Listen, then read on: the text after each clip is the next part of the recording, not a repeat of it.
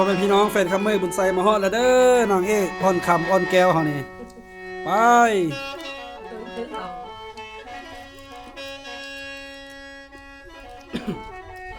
โอ้ยน้องน้อสาวหมอลำเอ้ยอ้ายได้ยินเป็นสามาฮอดปานอ้ายมีบ่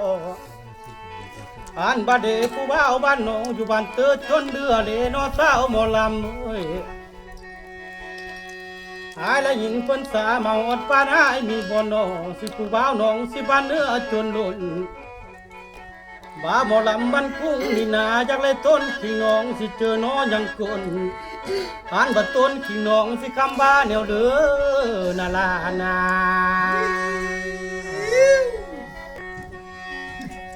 โอ้ยน้อสาวเสือแรงเอ้ยอายบ่ฮู้สิน้องที่ต้นอายอยากตามเบิ่งเด้อันบ่าสาวคำนางนี่นาเป็นแม่น้อยเงินหามหรือว่าเป็นสาวย่องบนโนอ่านบัดต้นขิงน้องสิมีผู้สอนสินอนเก่งดื้อยังนาลานา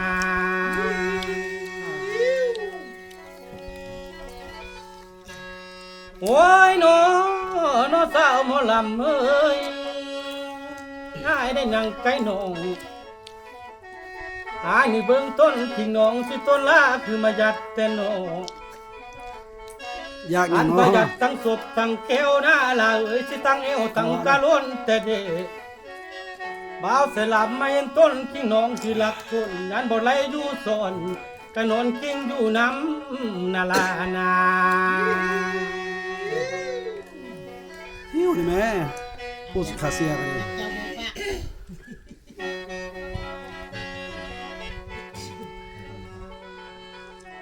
โอ้ยน้อง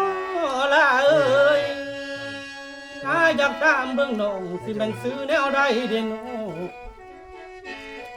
สาวคำนางหรือว่าเป็นไตไทยนาหรือว่าเป็นไตเมยบาดเดอ่านบัดใจของอายสิคือจักเบาสิใจสายสิอยากยอกเบิ่งเดน้องออกปากเบากระจาตานบอกสายนี่แม่ลาแม่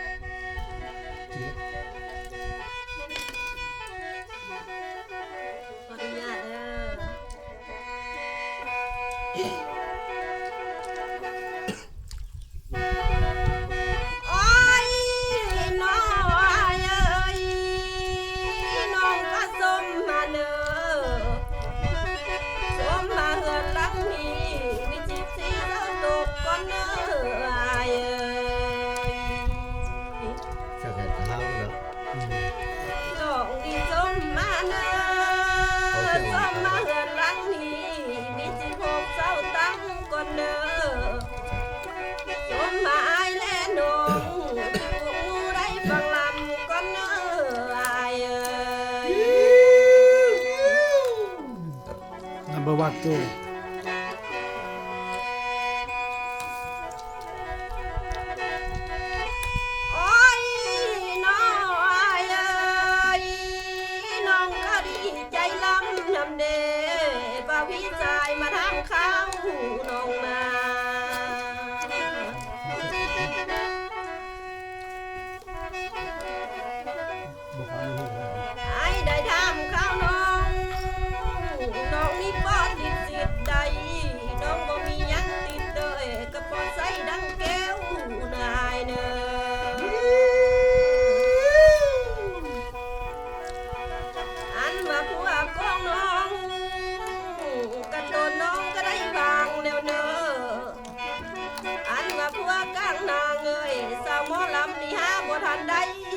โอ้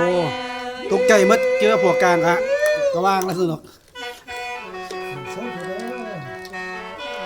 ก็ผู้บ่าวดีใจขนาดได้รำกับสาวโสดนี่ผู้บ่าวดีใจขนาด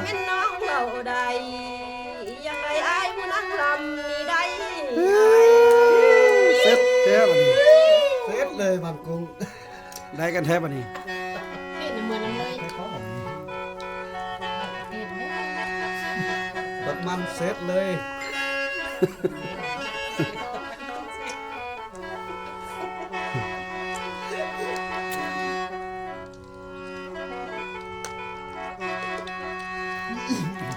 โอ้ยน้อละเอ้ยสาวขับนางปัดเบาน้อละน้อ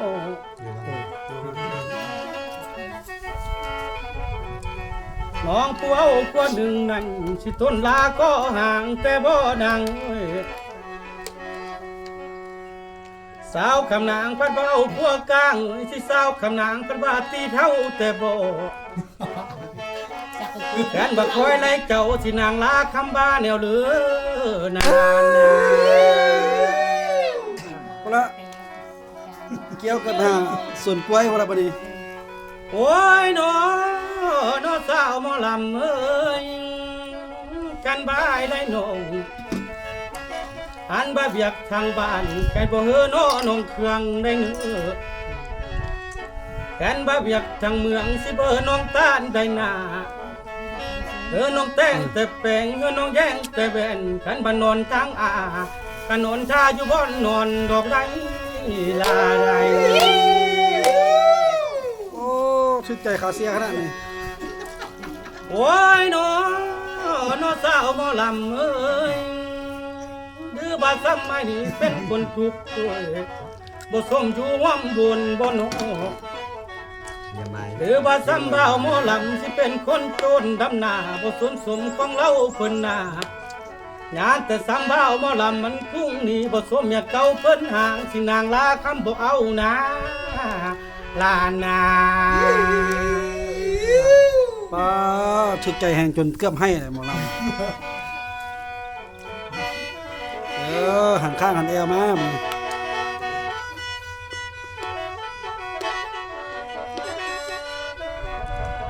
โอ้ย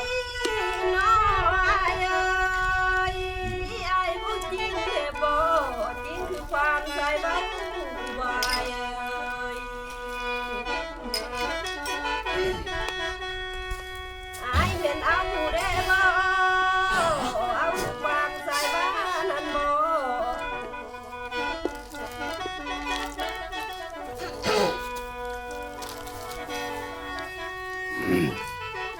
เด้อไว้มาตัวน้องลาลาให้เป็นบ้าวงนำสันบ่เอ้ย อย่ามาตัวมาต้มเด้อไอ้มังกุงเอ้ยหักแท้เรามาแต่งเด้อ แก่นว่าน้องไม่ให้เป็นเพื่อนน้อง อ่อน บ่หูกินบ่สิบ่ในบ้าหมอลำเด้อบ่หูนอนต้องสิก้มเหนื่อยเด้อ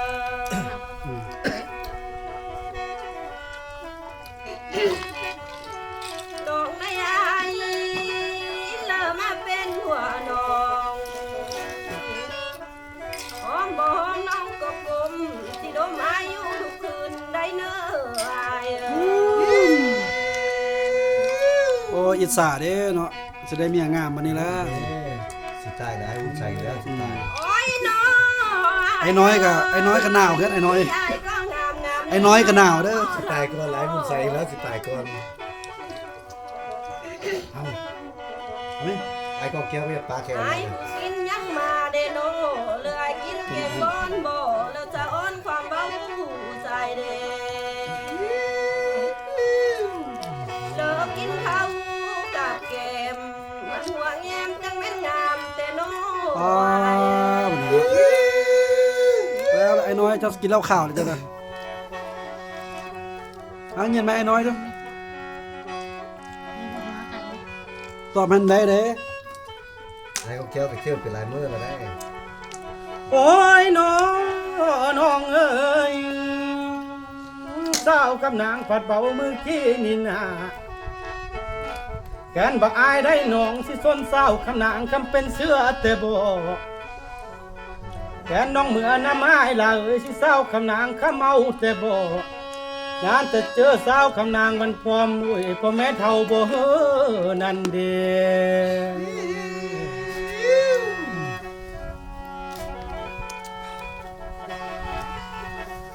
โอ้ยน้องเอ้ ยานแต่อายบ่สมน้องนั้นแล้วนางเอ้ยงานบ่คุณบ่ขาดสิไหลสร้างน้อลานน้อสิน้ำนางยันบ่ได้อยู่วำดอกหน้าขอนิยานแต่เดยานแต่คือความเบายานมีผู้อื่นนั้นมาอยู่ต้องสวมสินอนท่าอยู่บ่อนนอนเดี๋ยวใดลาใด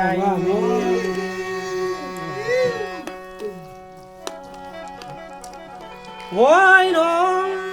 ลาเอ้ยยำเอ้ยกันน้องเบาจริงแท้ลาเอ้ยอ่านบักต้นไอ้นี่สิอยู่นำหนองสิต้นไอ้คำบ่เมื่อเดี๋ยวเนื้อสาวแก้วเอ้ยกันน้องเบาจริงแต่หน้าบ่าวสลัมบ่เมื่อฮอดบ้านยกเนื้ออาชิตานปากเบาสิอยู่นำเจ้าตั้ง20 ปีหน้าจึงก้อยมือนาลานนา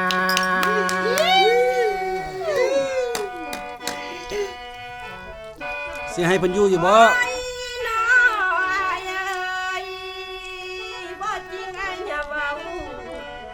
นี่ บ่เอาไว้อย่าว่าเด้อดอกนี่เท่าซ้ำนี่บ่เห็นไอ้พัดลมเด้ ไอ้น้อยเอ้ย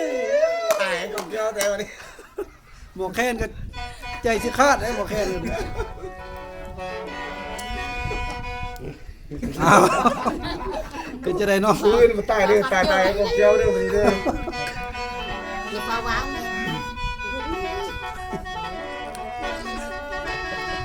เขาแล้ว โอ้ยยัง เดี๋ยวจะได้นอน บ่เป็น เขาบอกเดียว เป็นหยังดอกไปเล็บไปเพียงบ่ม โอ้ยน้อยเอ้ย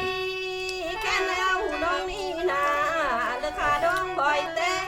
ไอ้เอ้ยพอแต่ขาไก่อบพอแต่ต้มไก่น้อย ลำทึกใจก่อนให้ของขวัญก่อน โอ้ แกมาถูกแล้วมันคุ้งเลย โอ้ยน้อยเอ้ยน้องนี่ขอบใจด้วยนายบุญใส่เด้อ ต่อเลย กระต้นอายยังมาปั้นน้องได้อายเอ้ย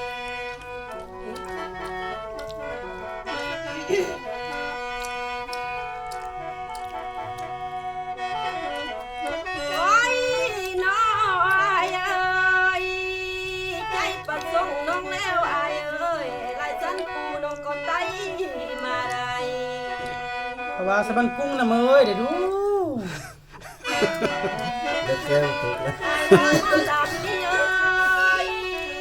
สาวหมอลำนี่ใจบอกเงินแก่นแน่กระต้นน้องบ่ได้มาเลยเด้ออายเด้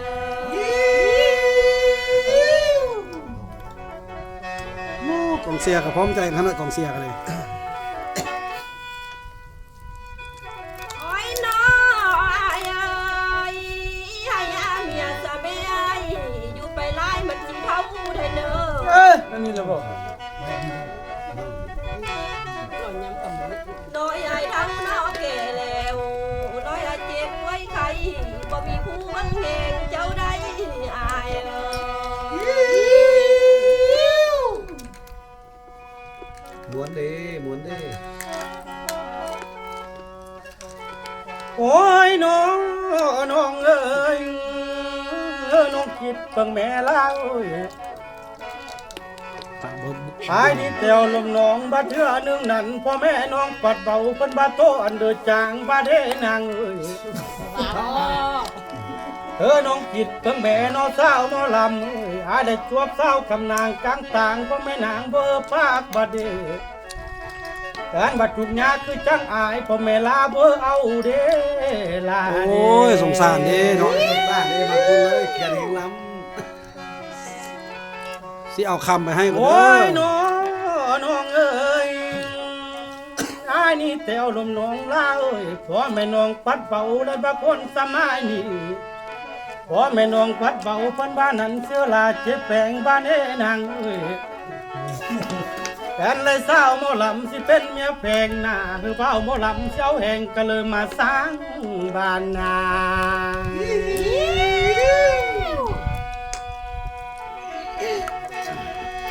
เดี๋ยวจะแก่กันหน้าเลย การบ่เลยสาวหมอลำนี่โอ้ยสิได้เข้านอศาลา นอกปัดปาบไว้ห่างสิบางอายบ่มีเมียย้อนบ่เป็นบ่ลาบ่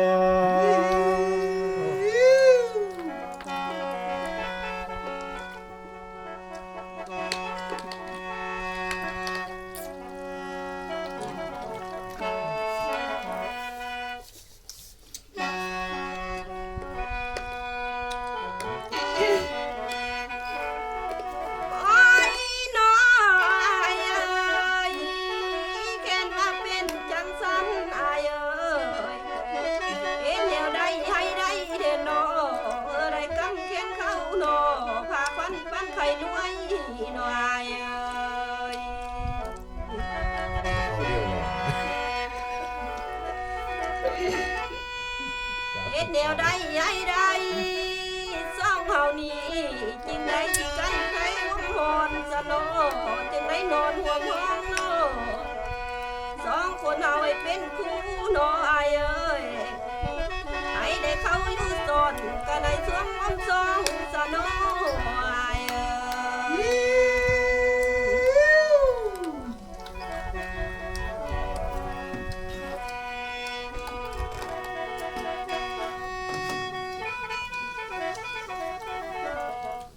โอ้ยน้อยเอ้ยอายอย่าเว้าละลาเด้ออายเอ้ยอายอย่าดีแต่สุขเด้ออย่าจบแต่ความเว้ากะใจอายบ่แน่นอนนั่นเด้อ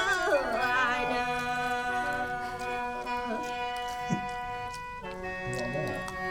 เกมเลย โอ้ยน้อ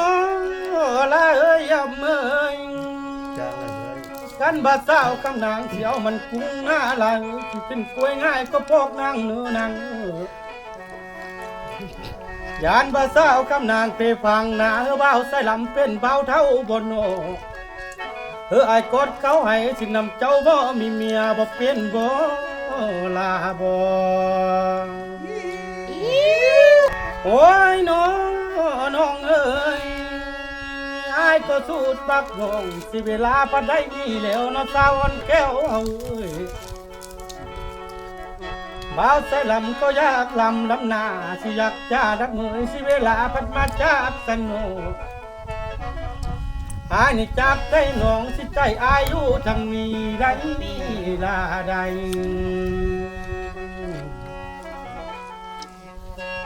อ่านบัดซองถึงเฮาสิได้ลาคนดักกำแล้วสิได้อยู่คนดะบอนโนลันโน